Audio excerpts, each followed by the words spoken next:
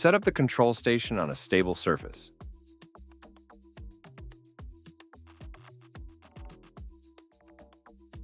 Remove the drip bag from the cable and reel. Attach the skids to the camera head to protect it. Place the small skid just below the camera head and tighten the screws. Insert the larger skid between the camera head and the spring kit. Connect the spring kit, then tighten its screws securely. Connect the camera head to the cable and reel. Make sure the connection is secure and properly aligned. Plug the soft cable into the cable and reel.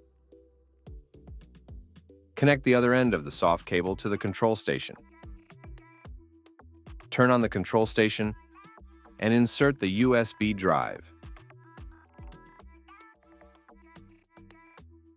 To control the pan-tilt camera, use the arrow buttons.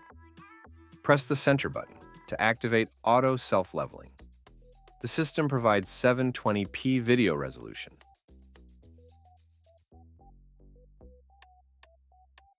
And the LED lights help you see clearly inside any pipe. To record, press the video button on the screen to switch from video 1 to video 2. To start recording, go to Record Video and press REC button.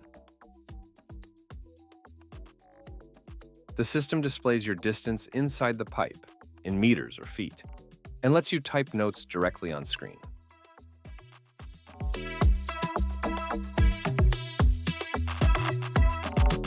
Changing the camera head, simply unscrew the existing one and screw in the new one. No tools required.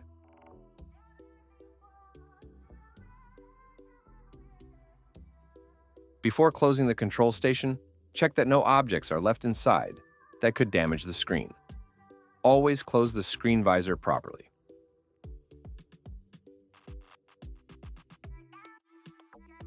Never place objects on top of the control station.